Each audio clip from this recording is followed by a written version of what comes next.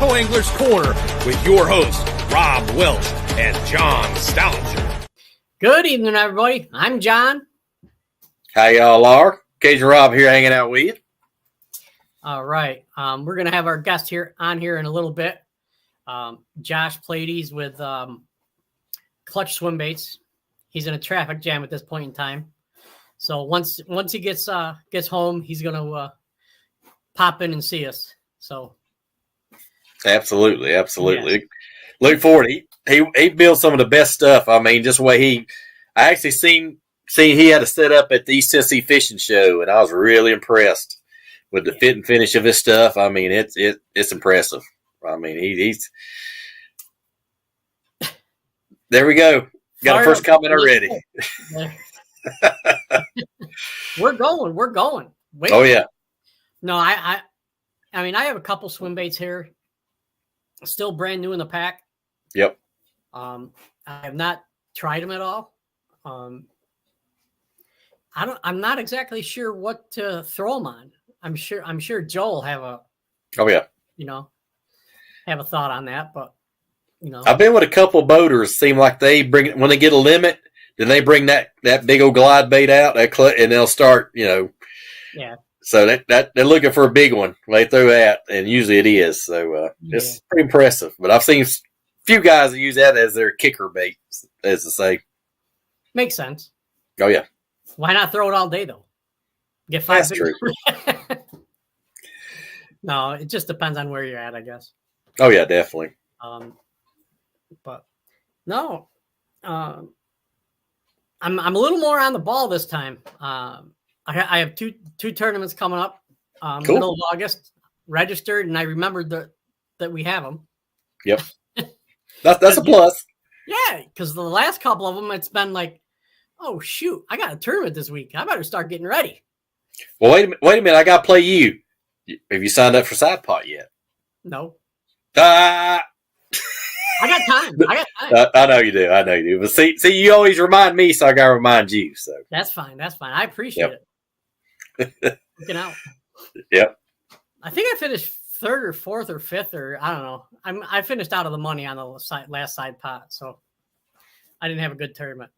Oh yeah, there's more and more people get into it, so it'll pay out more and more places. So it's growing. It's growing. Yeah, and if anything we can do, and we talked to Luke a little bit, and anything we can do to help him get that growing. Absolutely. Great. I mean, I say, guys, man, if you sign up for that side pot, you're competing against the other anglers that's in the side pot, whether you're a boater or co-angler. BFL opens. Like I said, I've had a BFL regional. I finished 77th, and on the way home, I was in it, and I said, "Well, I know I didn't win anything." And then our buddy Rusty Odom calls me and says, "Hey, congrats!" I'm like, "For what?" He says, "You won side pot." I'm like, "Hey, cool." And another cool thing, I mean, when you win or you place, Monday morning, your check goes in the mail. So you don't have to wait to the end of the month, end of the season, like some of the contingencies. But he mails them out pretty quick to you. Yeah, he does. Another guest we got coming on here shortly is Tad with Crush It Gel. Yep. Or Crush It Scent.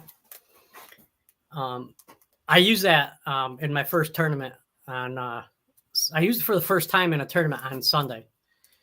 And I was throwing some power bait stuff. And I wasn't getting bit. I switched over to Old Faithful. John Adams with Star Lures put one of his baits on.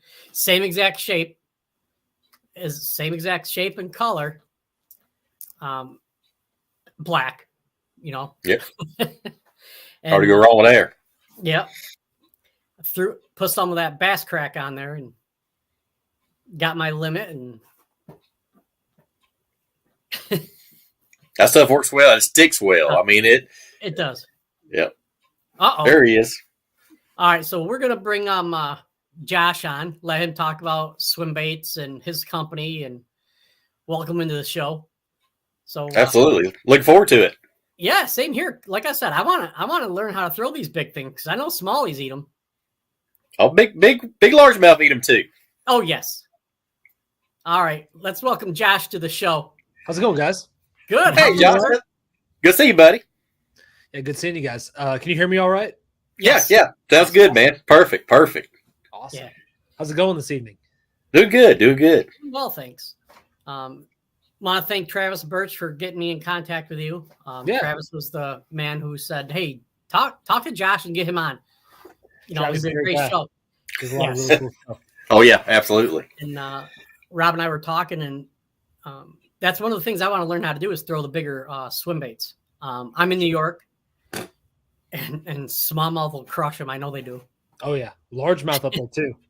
Oh, yeah. A lot of largemouth. What was it? I think Polnick was throwing a glide on Champlain last time they were up there, wasn't he? Yep. I think he was. Yeah, He yeah. really threw big largemouth on it. Yeah. Shallow. So it works in a lot of places. Like I grew up fishing in Kansas, and actually right down the road, pretty much from Ned Cady, the guy with the Yep. Ned rig guy. Yeah. Everyone in Kansas was thinking like, oh, you got to throw these tiny little 3-inch plastics and everything. And you can catch them on a glide bait regardless of where you live. It's more a territorial thing. It's not necessarily like, oh, we don't have fish big enough for that. I promise you, you do. Oh, yeah. Unless you're maybe in Alaska or Hawaii or something. Now, the funny you say that. The funny thing is, the first fish I ever caught on a jig, I Yeah. threw a 1 ounce jig. It was about a 3-inch bluegill, and I actually hooked it in the mouth. It was about this long.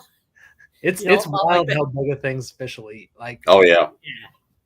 it sounds stupid, and I've talked about this before. It's like fish don't know how big they are. Like they don't No. have ears. Like the only frame of reference that they have is how big of things that they've eaten in the past. So like they can't really tell how big it is. Or they look at it like, man, I think I can fit that in my mouth, and then they try and like they do or they don't. But Yeah.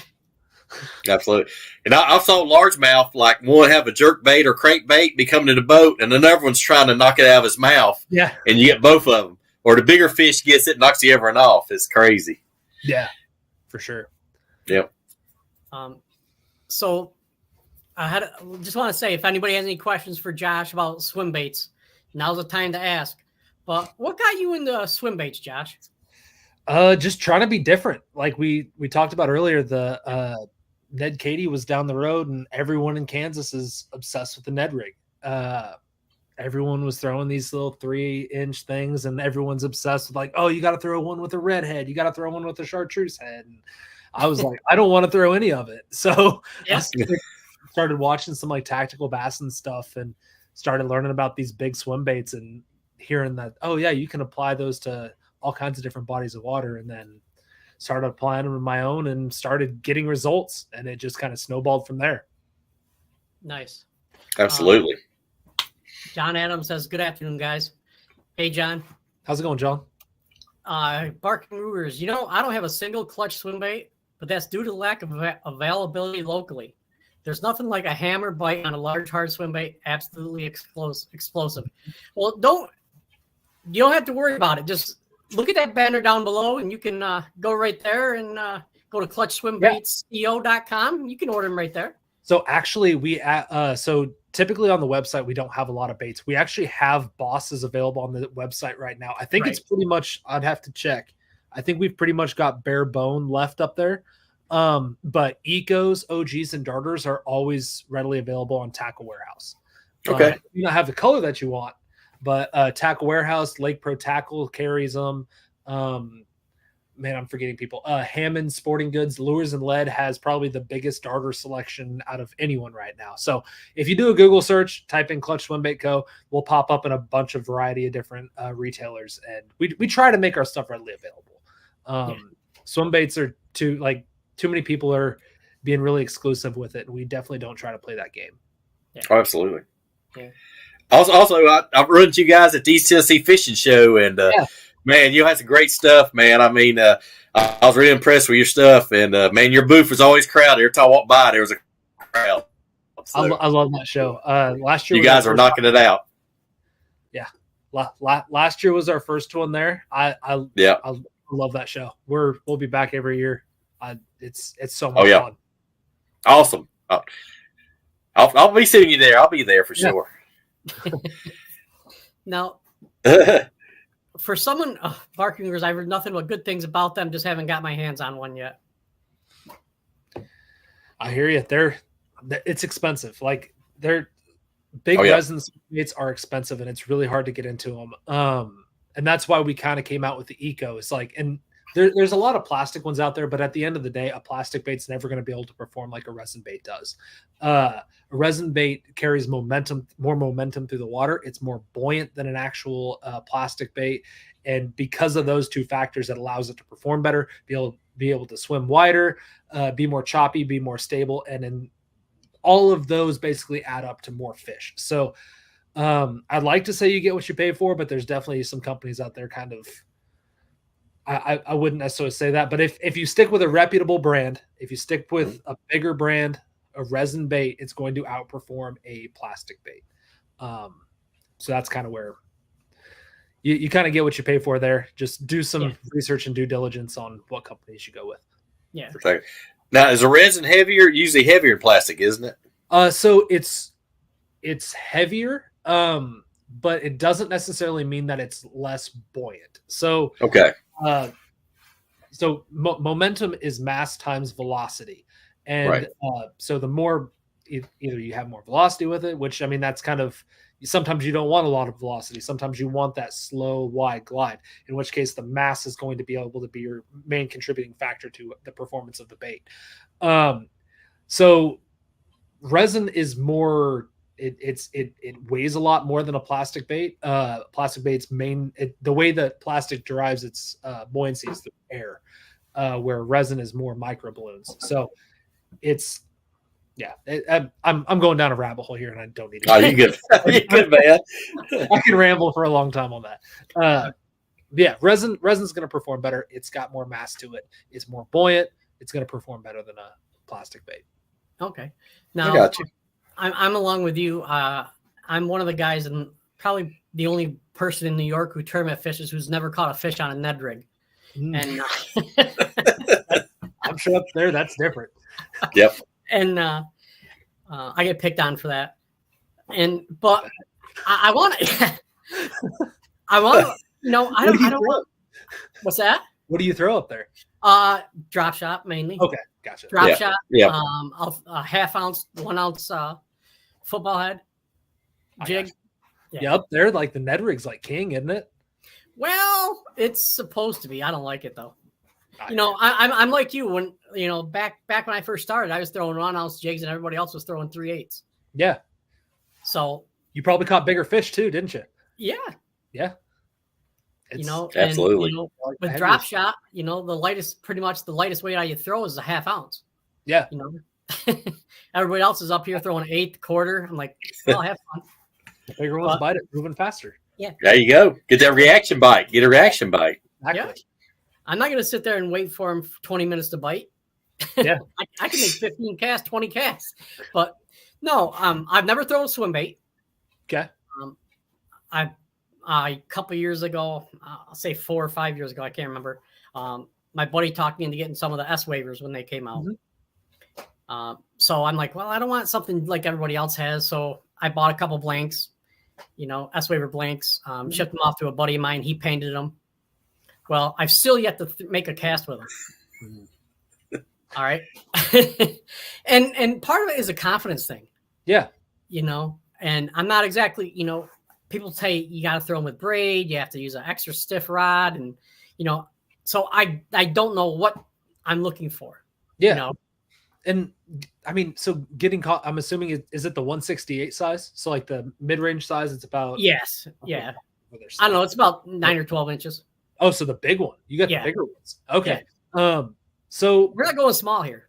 I gotcha. Because I know a lot of people, like, they start out with the S Waiver 168. And I think the one you're talking about is the 210.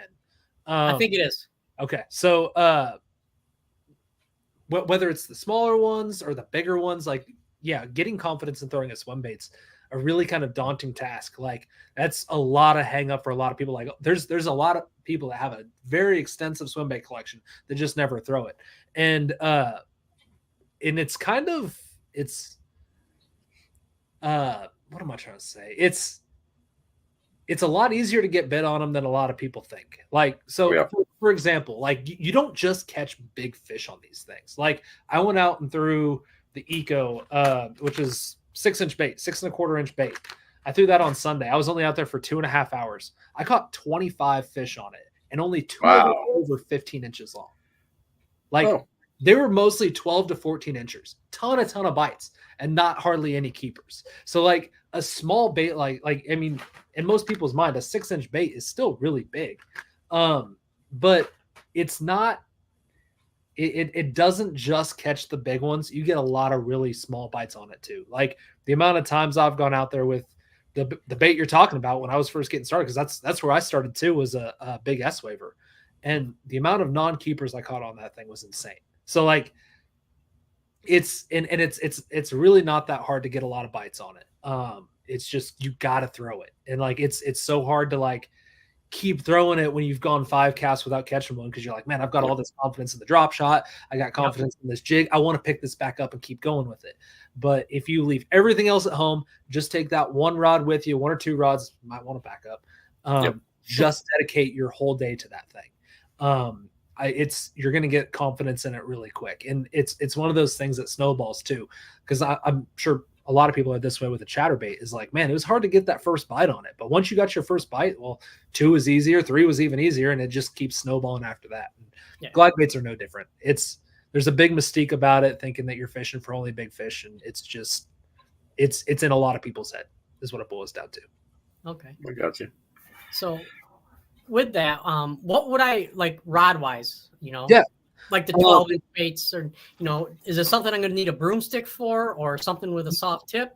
Not at all. So I think actually, it's back there somewhere. I've got my actually first bait rod I ever had back there. That's my old rod stash. So I recommend starting out with a Dobbins Fury 806 SB. And basically it's 8 foot long. It's got some good bend to it. It bends a little bit deeper into the blank. But it's not super heavy. It's not super light. And most of the time when you're starting out throwing swim baits, you're not necessarily going like 11, 12 inches up. There's Hinkle trout right there that's like 11 inches long that weighs like 6 ounces or whatever. That's not where you're starting. You're starting with the more eco size, so a little 6-inch bait. And you don't need a broomstick to throw that. You like even the eco, I recommend guys throwing it on their heavy spinnerbait rod. It bends a little bit deeper in the rod. It's not super tippy, and it can generally handle something up around that ounce and a half range. And I'd recommend starting there. I mean, when a bait's that small, and I keep going back to this one, but it's a great starter. It's a great starter rod, or great starter bait. But like the hooks on that thing, it's a size 2. It's not that much. It's basically the same size as like a square bill crankbait, like the hooks on there. And if you go with 8-foot really heavy broomstick rod, like you're gonna rip the hooks out of their mouth a lot. So you do kind of want that deeper bend. You want something that's a little bit softer. Okay. Absolutely. So Travis first says, "What's up, Josh?" Yeah, Travis.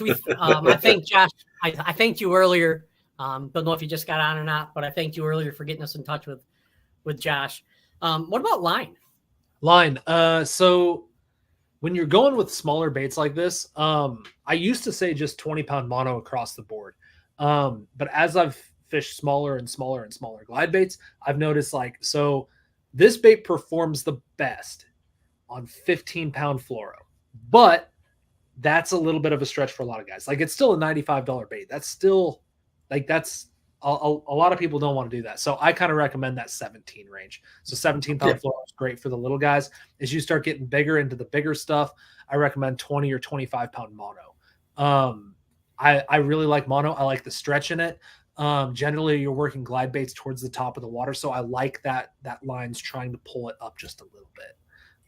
So if you're fishing smaller stuff, 15 to 17-pound fluoro, and then bigger stuff, 20, 25-pound mono is kind of where I find myself most of the time.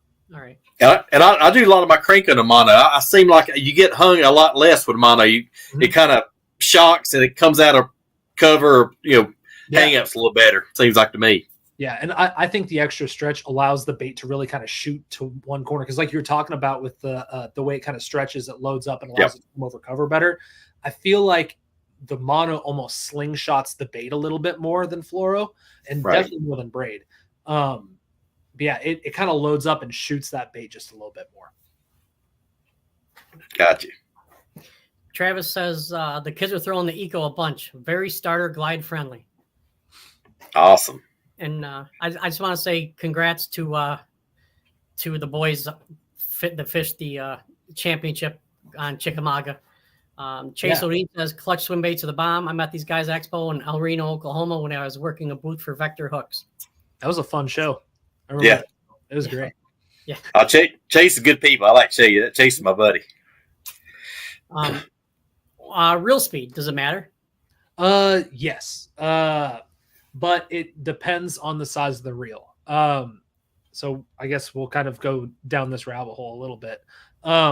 So the smaller the reel, so like I'm sure you've seen, like I think Shimano and Dio have all come out with like their 70 size reel, and then what I throw is up to like the 300 size reel. So like basically the higher the number, the bigger your spool diameter is. So like a 70 is a really, really thin diameter spool, and a 300 is really, really thick. Well, you probably hear all the time like, oh, you're supposed to throw swim bait on like a 5-3-1 or 6-3-1 reel. Well, they're talking about those really big diameter, really big diameter spools that have a big circumference with it. So basically gear ratio is broken down. So like every single one reel handle turn. So like if it's a 5-3-1, every time you do one rotation, that spool spins 5.3 times. Correct. So that's how they derive their gear ratios. So the bigger the reel, and you give it one turn, the more line pickup you're going to have on a 5-3-1 of like a 70 size spool. That one turn, you're not taking up that much line. So your inches per turn is what really matters. Correct. I find like with the smaller stuff, if you stick to that 150 to 100 size reel, I really like a 7-3-1. If you go up to the 300 size, I usually back it down to a 6-3-1 or the 5-3-1, and that's roughly the same inches per turn as like a 150 size reel, 7-3-1. Does that make sense at all? Yep, it does. It does to me. I learned on the IPTs. That's what I call it, the inch per turn. Yep. Yeah. Everybody's like, what? They don't understand that. Yeah. And that's how I learned. Yeah. Like with jigs, most of your fishing, you want a higher pickup ratio. Yeah. It doesn't matter how fast it is. You just want to be able to pick up as much line as possible. Where cranking, you don't really worry about that. Yeah. Which, I mean, I understand why they don't label it too much as inches per turn, because like it changes throughout your cast. So like as more line builds up on the spool, the bigger the spool gets and your faster your inches per turn is. So like you're speeding up throughout the cast. So I get why they don't do that, but I think in the fishing as a whole, we've kind of neglected to kind of inform people like, hey, inches per turn is what really matters, not necessarily gear ratio. Gotcha. Chase O'Dean says Chase O'Dean. I'm sorry, Chase. Dobbins Fury with a loose 300, 6-8-1. What I fish my clutch swim bait on. I know a lot of people out there that lose 300 and they really, really like it. So that's a good reel too. Yeah, absolutely. I'm not sure. My buddy Javon. That's my buddy Javon. Hey, all right. Young guy from back home. Hey, Javon, what's going on, buddy? Yeah. Any chance you have a nice threading style bait handy that you could hold up? Threading. What do you mean by threading? Now I noticed when you held that bait up, line tie is horizontal as opposed to vertical. Does that help out? It doesn't. To be 100% honest, it doesn't matter. Okay. So the big difference, and like from a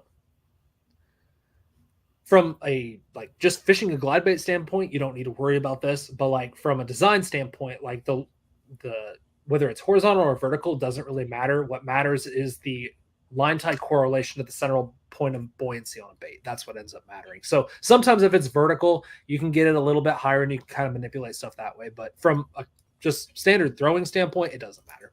Okay. Thread fin. Actually, I do. Got another one right there. Lucky I was throwing it on Saturday. or Awesome. something. So it's an eco. So this one's, my lighting in here is kind of weird. But gold with a little bit of purple shimmer in there. The one I was holding up before was purple flash, which has got a lot of purple and it's pretty flashy at the bottom too. But that's the Threadfin Eco. Get my fingers out of the way. Awesome. Gold top, a little purple on the sides. That's probably that's our number one color in the Eco, and it catches them for sure. It looks like a Threadfin shad up here. Yeah, exactly. When are we going to put the Clutch Swimbait Company Big Bass Championship? When both me and you have time, Travis. I think between my schedule and your schedule, I don't know if that's going to happen for a while. Yep. You're really, really busy. I'm busy. Like that's tough. That's going to be really tough to do. Yeah. And not make it on a holiday weekend. Yeah. Exactly. Yeah. So we covered rod, reel, line. Time is overrated, he says. I mean, yeah, but there's only so much of it. Overrated and underpleasured, right? Yeah. Exactly. What about Barking Brewers had to ask, so how do you, so I know what to have Rob send me one. Yeah. Oh, you want Scott to send them? The thread. Yep. It's all good. Yeah. What about action? Or, how do you work the bait? So there's several different retrieves. But at the end of the day, what I always tell guys that are just starting out is, hey, make the bait look alive. Does that make sense? Yep. So just make it look alive in the water. So if you give it a slow retrieve, it's just going to have good slalom back and forth in the water. If you start getting really choppy with the reel handle, it's going to cut back and forth really quick. Best thing I can say is just starting out, mix it up a little bit, do a little bit of everything, and then just figure out what the fish want for that day, basically. Yep. So sometimes they're going to want it on that slow retrieve and not doing much. Or like Sunday, what they were doing for me is like I'd cast it over a piece of cover, I'd slow retrieve it, and then the second I kind of got them coming after it, I'd start rod popping it really, really fast, trying to make that thing dance really quick, and that's when they'd hit it. So it's kind of one of those. It depends on the day. Sometimes they want it slow, sometimes they want it faster, sometimes they want it in between. You just kind of gotta feel it out. Yeah, and then sometimes their mood will change during the day. I've seen where they want it real choppy and they want it real slow. I mean, just like that, like a switch. Yeah. Yeah. But it's anything. Just make it look alive, make it look like a fish in the water. You're going to get some action, or you're going to get them to come after it. Nice. Absolutely. They'll let you know what they like real quick. For sure. For sure. Yeah, you just answered my next question. Is do you let the reel use the work or the rod? So most of the time it's reel. Most of the time I'm working it with the reel. Sometimes I start kind of getting a little choppy with it with the rod. Kind of depends on just the day. Kind of, let's be honest, you're working a heavy rod, a heavy bait. Like you only want to impart so much rod action into it. Right. So I don't really use the rod unless it's necessary. And like sometimes you can get it more like. With the reel, I can get this thing to wide glide more so, and I can get it to chop a little bit wider. If I'm trying to literally get it to turn in place, like I'm walking a frog just underneath the water, I'll impart the rod into it, and I can generally get it to not work as wide.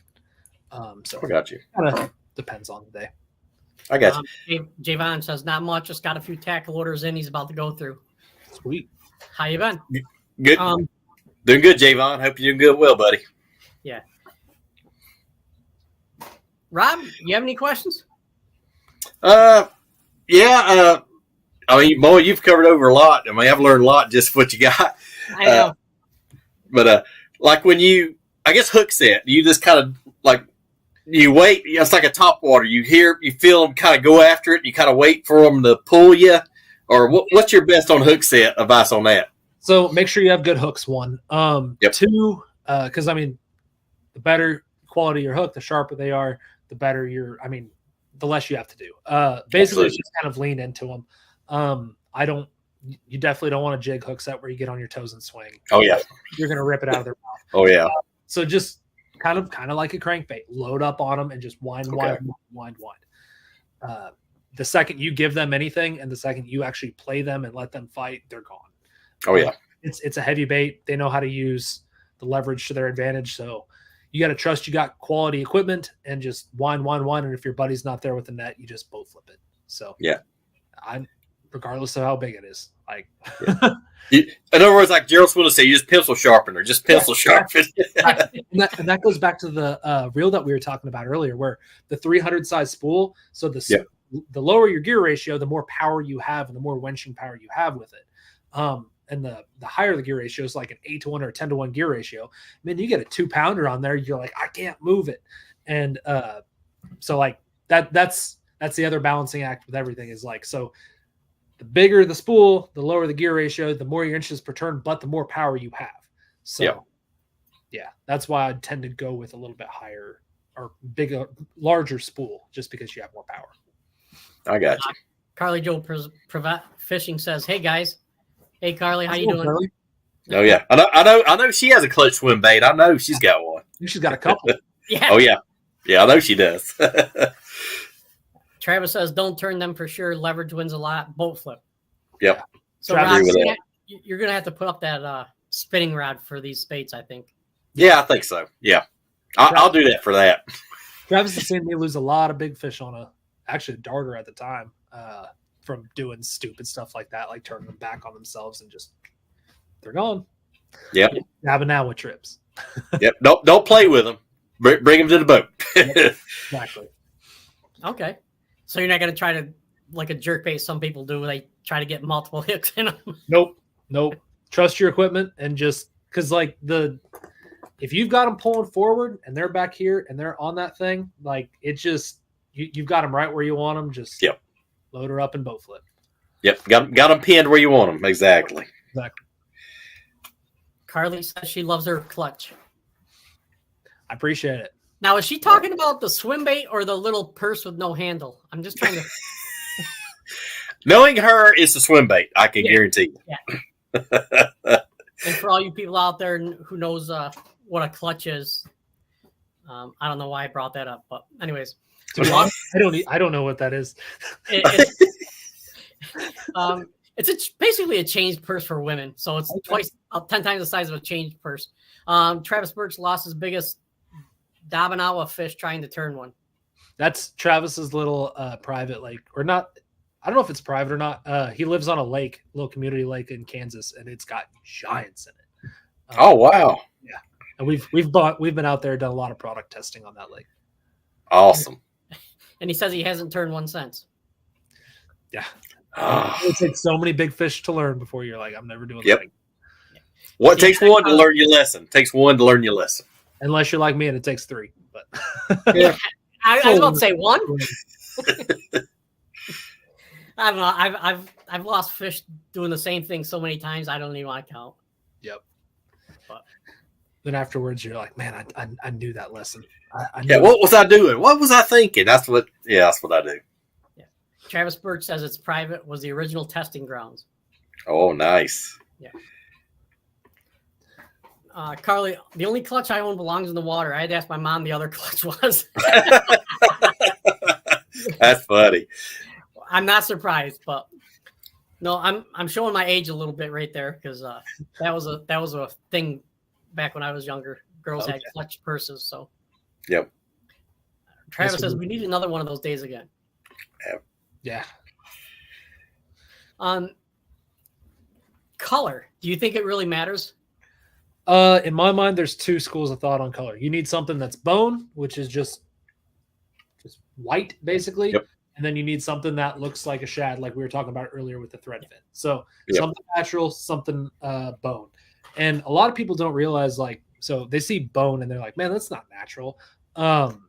It's a lot more natural than a lot of people think. So like when a fish is starting to die, it loses basically all of its pigment and it just kind of just starts glowing in the water, just turns to a pale white, and bone emulates that just great. Like it really glows in the water, just like a dying fish. So you can get away with bone in a lot clearer water than you probably would think you would. Probably around that 3 foot range is kind of where I draw the line and start going a lot more natural.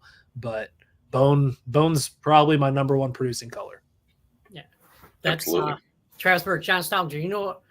You know that's what you use on the weekends is a clutch purse. Oh man! Him and Joe are at me tonight. I keep you on your toes. Yeah, Keep your soft plastics organized real well. Those Ned rigs that you don't throw. there you go. Oh, there you go. There you go. But That's a great marketing thing right there. Someone needs to sell a clutch purse with a bunch of Ned rig stuff in it because those people that throw the Ned rigs are all about the clutch purses. there you go. Hey, I don't throw it. I'm looking at you, Travis. Uh-oh. Travis, you've been called out, my friend. Hey, I appreciate you, Josh, for sticking up for me. I didn't even know the first company to make a bone. Wonder if they just burnt some plastic and called it bone. Probably.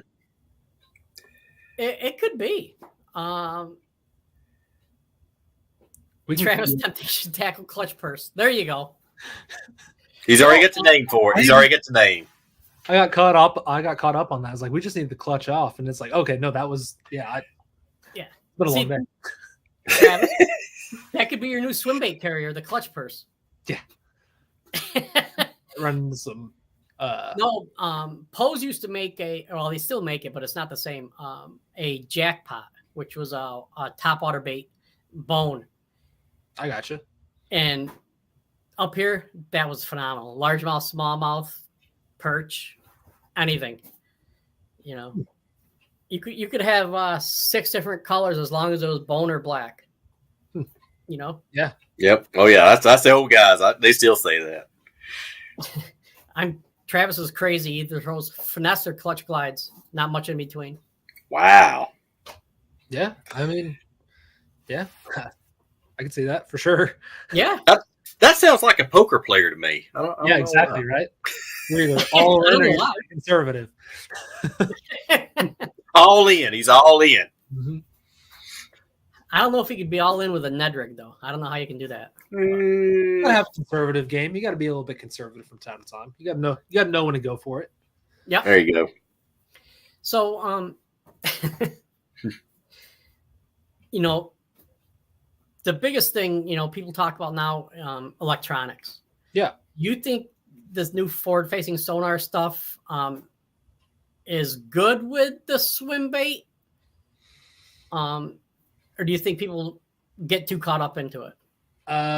So that's we're coming into some really hush water, which I know Milliken's been throwing glides and stuff forward facing, but there's some techniques there that I know a couple guys are working on, and it's not just throwing a glide on forward facing sonar. There's a lot more intricacies to it than that, but they're kicking out some giant bags. Brock Bila, both me and Travis's buddy is one of them. That dude got on a bite this summer on Lake of the Ozarks with a Boss, which is 9 3/4 inch bait. He caught, I think it was over 100 pounds of fish in 4 days on Lake of the Ozarks with a Boss. Only one fish was caught on a Demiki rig, and everything else was on a swim bait. So he's doing that. Guys like Trey McKinney and JT Tompkins are on the cutting edge of this stuff too, where they're literally figuring out a technique within a technique that's just it's so deadly on those 5-6 pounders, and if you get on that bite, you won't get beat. Wow. Travis says, Josh, the day Clutch idea was born, I was throwing Neds, shakers, and KGBs. That was a long time ago now. Yeah. Oh, hey. So, what you're saying is they're Carolina rigging them? Yeah, exactly. Hey. Josh, you need a Clutch swim bait wrapped. Call them the Clutch purses. Yeah. Oh, there you go. We just need to get the boxes made again. We had some awesome boxes, and the suppliers kind of stopped producing them, and we're working on that now. But that should be coming soon. I think we got to get a lead now. Oh, awesome. Cool. Now, what is a better time? I know probably a little bit of wind, a little bit of chop. What's kind of the ideal conditions you want to maybe say, hey, this is ideal conditions. I need to throw one.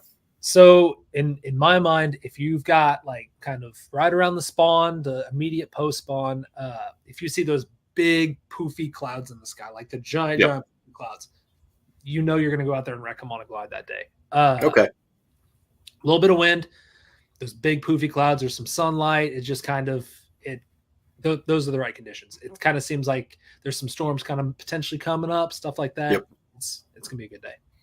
Okay, good deal. Now, Jeremy Mays from Virginia, and he fished up here, and we had 6-footers. Waves? Yes.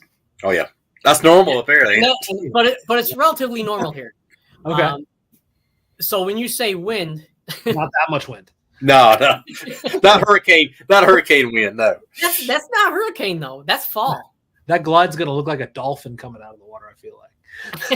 So basically, just a little chop. Yeah, just Yeah. Okay. All right. yeah. If your trolling motor's coming out of the water, maybe a little too much. Yeah.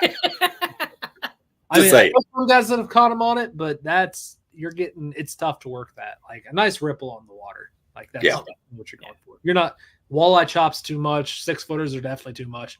Nice little breakup on the water. Gotcha. Travis says, "Crazy how fast you're growing, amazing and impressive all at once." Thanks, Travis. Go. Cotton ball cumulus clouds. Sure spelled that wrong. We know what you mean. Gotcha. Yeah. I meant to say cumulus clouds, not Camillus. Camillus is a town about 35 minutes away from me. It's all the meteorological. They're all rough. We know what you meant, man. You good. Yeah, but next time we end up in Michigan, I'm going to wreck them lake fishing on a swim bait. There you go. I don't think he's ever been that far up north, has he? No, he's been up Michigan before. Yeah, he's got some. Yeah, he's got some. I think some folks up in Michigan. He's been up that way. What do you think about using a braid but a softer rod? So, I personally don't like braid at all. Okay. And the reason why, so like I'm sure you've casted a frog or something, and you've made a big long cast, and it goes tunk middle of the air, and it stops and falls down. Well, when you start throwing a bait that's like 3+ ounces, you can break 50-pound braid on the cast. Like if you make that big long cast, it goes tunk, and that bait weighs that much.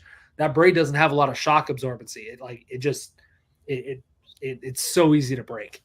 And when baits are costing over $100, that's kind of playing with fire. Or it kinks up and you pay for it later when you set the hook and it bing. And it's like, what happened? Now in terms of performance, I mean, braid, so you don't have to stretch like we were talking about earlier, but the one thing that braid does offer is it's a lot thinner line diameter, which can be really good because one of the things that kind of is a force that acts on a swim bait that can make it perform a little bit can affect the action on it is that line drag through the water. So that line, so if it's a really thick diameter line, as it's going through the water, there's a lot of water being forced on it. So a thinner diameter line is going to cut through that water a lot better. So a thinner line like a braid 30-pound test is going to potentially increase the action in that instance. It can kind of make up for the lack of stretch. But in my mind, you're just playing with fire. Like you're gonna have a bad cast and it's gonna double over on itself. You're gonna lose a really expensive bait. So I would stick with the mono. Yep, absolutely. Brandon Ackerson says, "What's up?" You got all my buddies jumping on this thing tonight. Yeah. Oh man, awesome. This sounds like a voice of experience. Travis says braid snaps way too easy. I think that is from experience. Yep, sounds like it. Barking Guru says, "I find mono loses a lot less fish by holding tension in the fish better with a big swim bait." Yeah, for sure. Got a little bit of shock absorption in there too. Seems like Yep. Well, it's the same. Yeah. It's like throwing big crankbait. Travis Birch says, "The kids I boat capped in 4. Didn't believe me until they snapped the 10XD on braid. Ooh. Then they listened, responded, respooled, started catching them." Yep. Yeah. Like we said, it only takes once. Yep. That's an expensive lesson. Yep. So now to go back, you want a rod that's more parabolic with a longer bend. A little bit deeper into the blank, yeah. Okay. I don't want So like my favorite rod for throwing a glide bait it's an expensive rod. It's an Alpha Angler wide glide. Okay.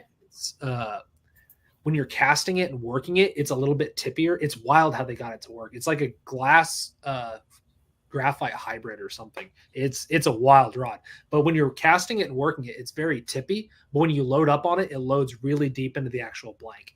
And that you don't lose a lot of fish on it, and you get the best action out of the baits, in my opinion. Like I love that rod. I think I've got 4 of them. It's such a good rod. It's like a 60-40 kind of mix or so. Almost. I don't know the technical behind it, but like it's all I know is that tip it's very, very tippy when you're casting it and working it. Like it doesn't bend super deep into the blank, and then when you load up on a fish, it loads throughout the whole blank. Okay, makes sense. Yeah. Andy Schleiger says, "Hey, Rob Welch? What's up, bro?" Hey Andy, how's it going, buddy? Hope you knocked him. He was out trout fishing today. I was jealous of him. I was at work and he's trout fishing, so dirty dog. What do private lessons cost? I don't have time for that. I don't have time to fish myself, man. Oh man, I heard that. Oh, there we go. Travis Birch, they knew why I said not to throw the clutches. I gave them after that. Was $10 lesson with a 10XD, but now they get it. Yeah. Now catfish is swimming around a 10XD probably. Probably.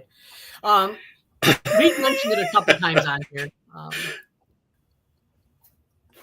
John will have a hard time believing this, but I have a couple 7.6 rods that are thicker with a lot of backbone and mono. You pull a John, Rob. I know. That's all right. It's still storming here, so. Oh, you still got storms? Okay. So you had mentioned price a couple times. I know that's one of the things that sticker shock out, we call it up here. Yep. How do you tell the difference between a good quality, good price versus a bad quality, high price? So kind of the main thing in my opinion to look for is the actual material it's built with. I'm trying to see if I've got like an ABS plastic bait around here. So like, okay, it's different. It's a crankbait, but like it's see-through plastic. Like the internals is just air. Like it's 2 pieces that were welded together, and it's basically like that.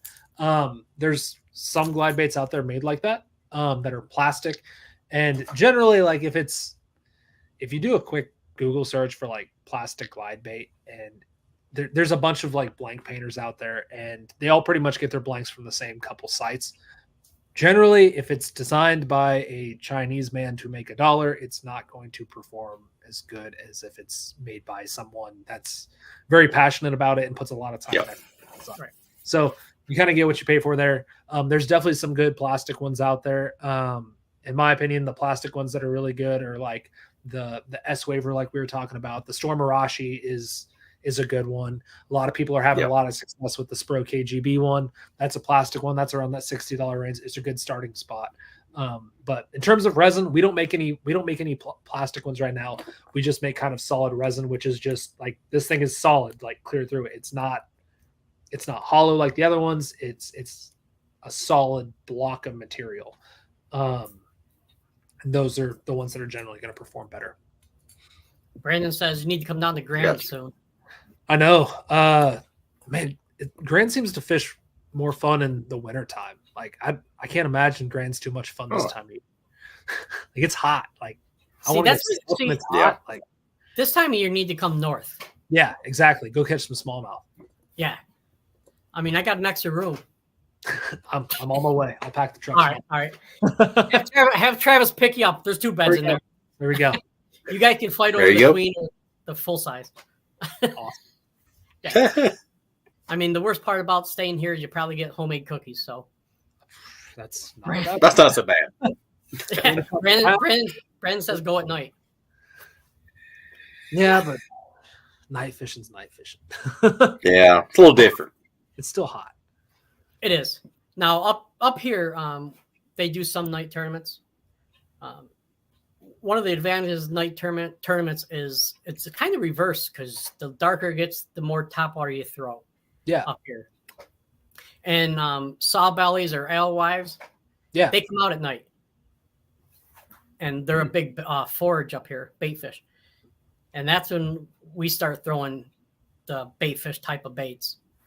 Do you think that would work? Your 12 and 14-inch baits would work good at night? The alewives, I know there's a lot of glide bait bites that kind of follow that around. Okay. So I've especially like the darter that we have. The darter's been a really good alewife bait, and that's only 7 1/4, so it's not super long. Right. But you're saying your bait fish get a lot bigger, like 12 to 14 inches? No, I was just curious. Okay. Because I didn't think alewives got that big. I thought no, they don't. They don't. They get about 6 to 8. Gotcha. Oh. Yeah. 14 to 16 on 3 to win jackpots. That's good. That's good. That's not bad. That's not a bad sack. Yeah. Have a meeting with Sarah. Going north for World Fishing Tour 2025. Here we go. There you go. That's right there next to woods, John. There you go. Yeah. He can hit Cayuga Lake while he's up here. Hey, there you go. Wasn't there just a 12-pounder caught out there or something? Was that the lake that was caught? Yeah, that's a record. Yeah. 12.3. Monster. And last year, a 9-something smallie. Dang. Some big ones. 2026. Yep.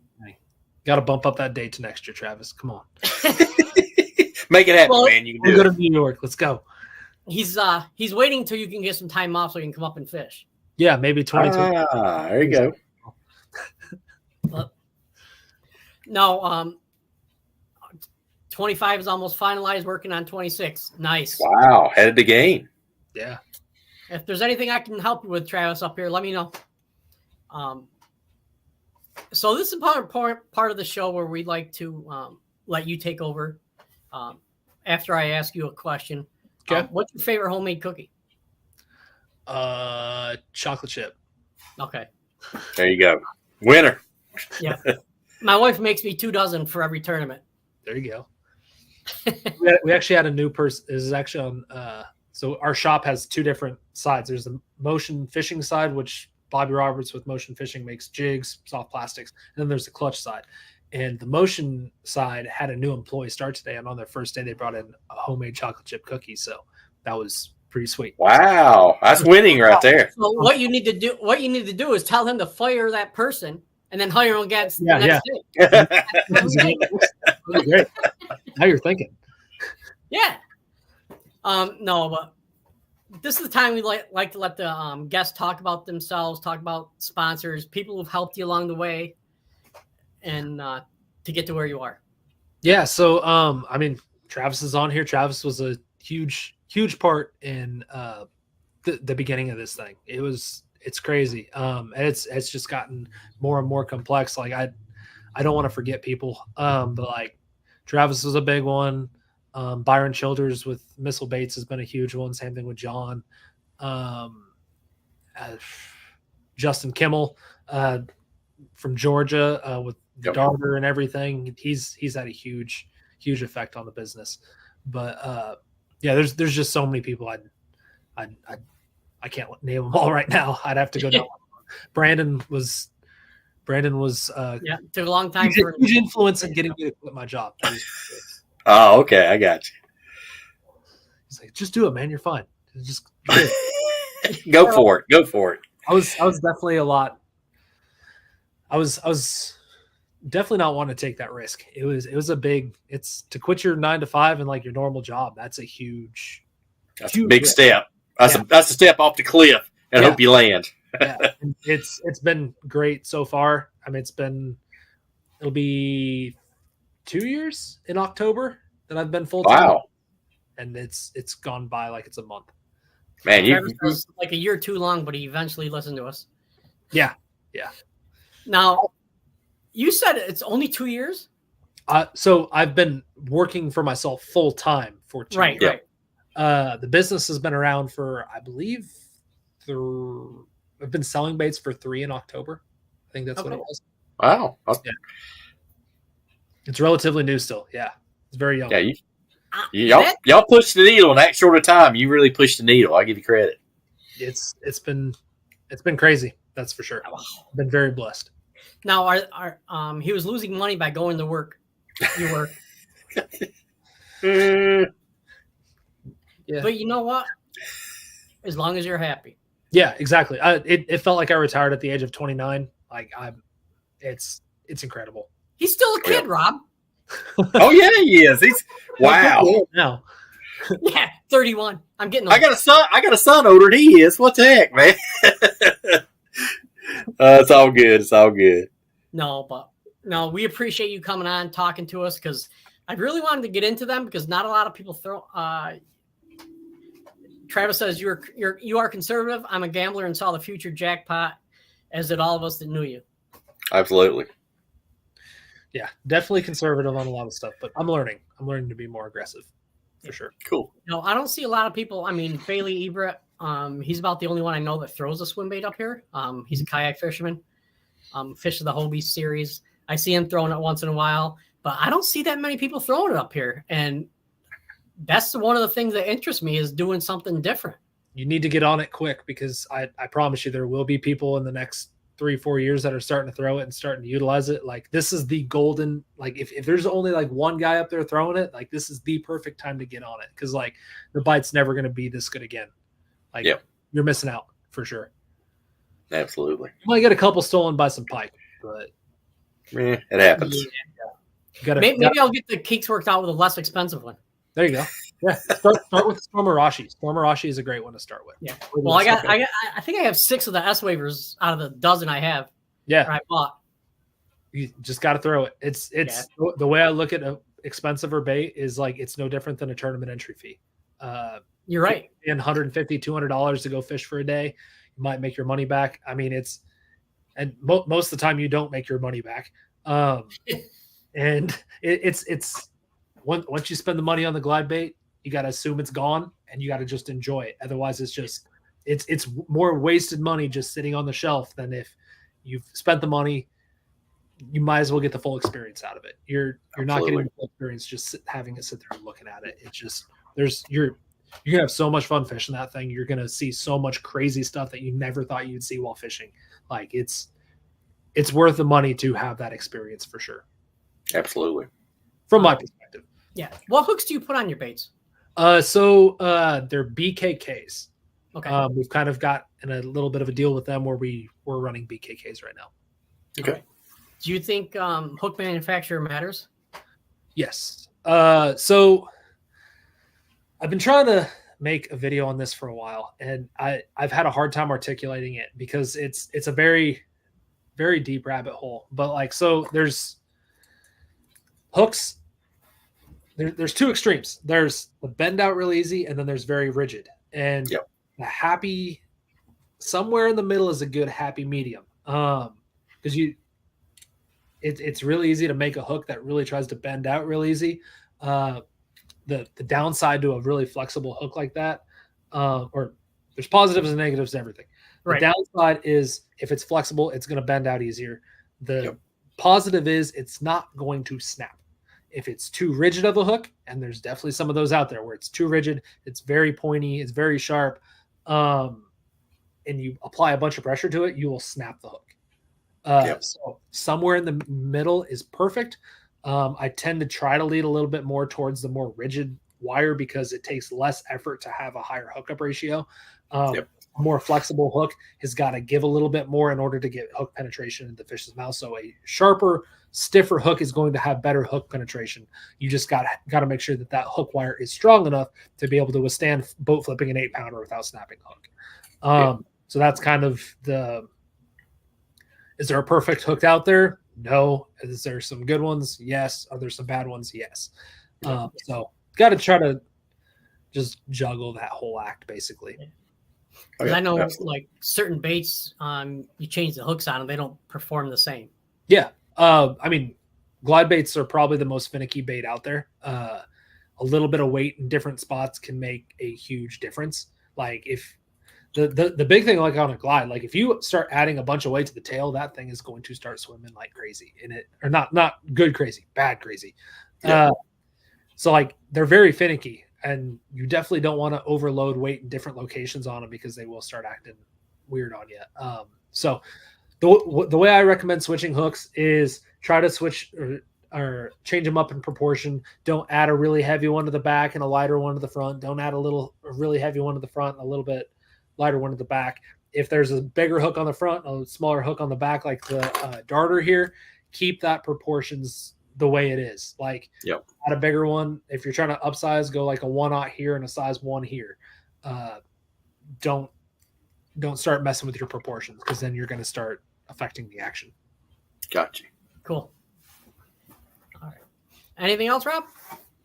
No, I just a quick question. I kind of fish a lot of TVA lakes in Tennessee, a little bit of Kentucky.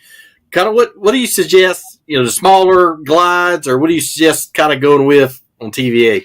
Big. Oh, the big boys. Okay. I don't even know if I have a boss here.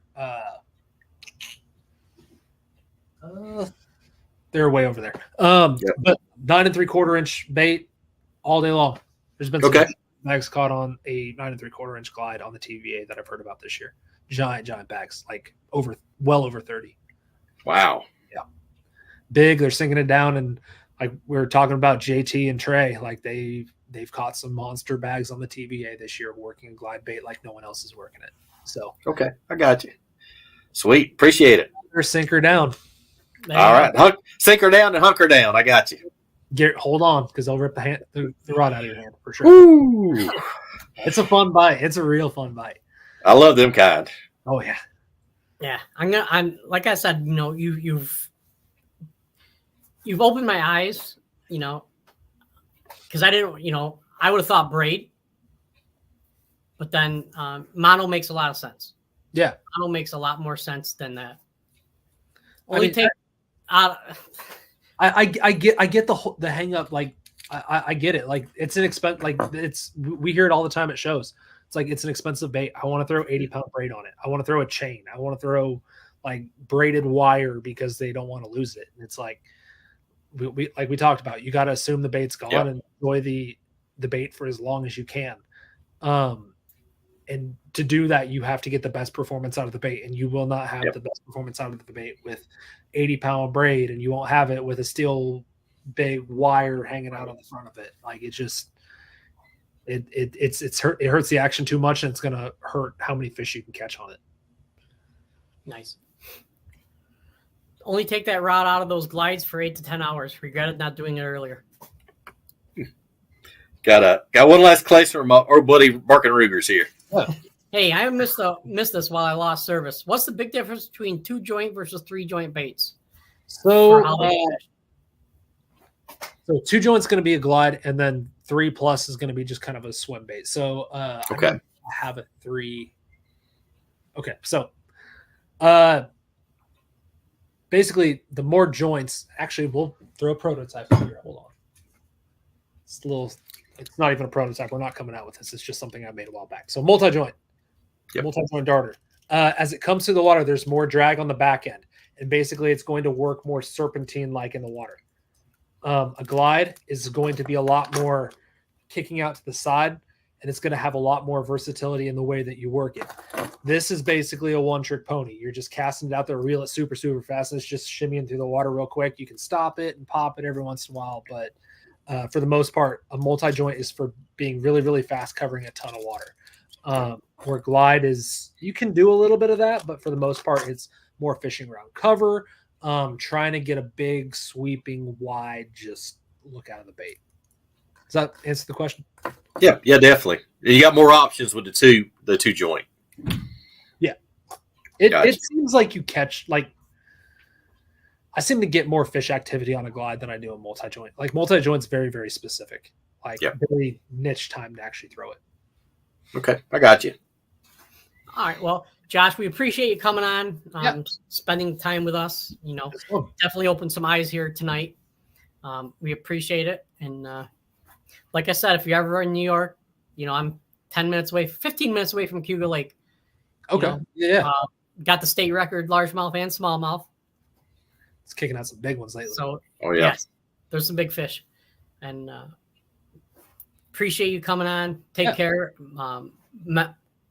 Much more success in your future. I can tell that. And I appreciate it. I want to say thank you, Travis, for hooking the two of us up to get you on the show. And Travis says great show. Oh, absolutely. You take care and have a good night, buddy. Yeah, you guys too. I appreciate it. Thanks for having me. It was fun. Yeah, man. I'll see you in Knoxville, man. I'll definitely see you in Knoxville. But hey, hang out for a couple minutes after we end the show, and just want to talk to you just for a minute. But if you'll hang out just for a minute, for sure. Sounds good. All right, thanks, buddy. We'll see you. All right. Wow, that was a ton of juice, guys. if you don't feel inspired to throw a swim bait now, I don't know what is. I kind of want to go out and buy some mono tonight because I don't think I own any. Oh, I got some still. I'm set. I do, but it's probably 20 years old. Oh, no, you don't do that. Yeah. So, all right, everybody. Well, we're going to let you guys get out of here. Thank you for tuning in. Tomorrow we have Frank Geiner. He's a jig fisherman from the Northeast. And he's going to be on and talk to us about fishing jigs. Travis Birch says best glide bait maker in the country. Yep, I agree with that. All right. So everybody have a good night and take it easy. Peace out.